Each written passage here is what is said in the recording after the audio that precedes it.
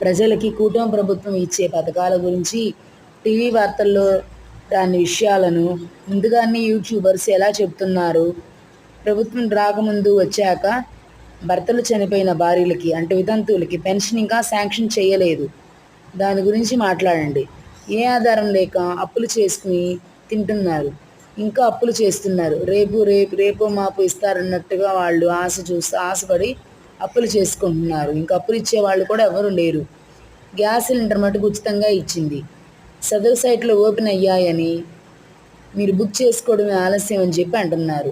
సరే అని సచివాలయానికి వెళ్ళి అడిగితే వాళ్ళు సరిగా సమాధానం చెప్పకపోగా ఇంకా వెటకారంగా మాట్లాడుతున్నారు. మీకు ఎవరు చెప్పారు, చెప్పిన వాళ్ళని అడగండి అంటున్నారు. మీ లైక్ల కోసం, వ్యూస్ కోసం, సబ్స్క్రైబర్ల కోసం నోటుకొచ్చినట్లు చెప్తున్నారు. 2 నెలల క్రితం చనిపోయిన భర్తల భార్యలకి నెలలోనే పెన్షన్ ఇస్తామని చెప్పి అంటున్నారు. మరి ప్రభుత్వం వచ్చాక రాకముందు చనిపోయిన భర్తల భార్యలు అంటే వితంతువుల పరిస్థితి ఏంటి? వారికి కూడా అప్పటి నుండి పెన్షన్ ఇస్తే వారు ఆ డబ్బుతో అప్పులు తీర్చుకుని ఆ డబ్బుతోనే జీవనం సాగించుకుంటారు. వాళ్ళని దయచేసి వాళ్ళ కష్టాలను కనికరించండి.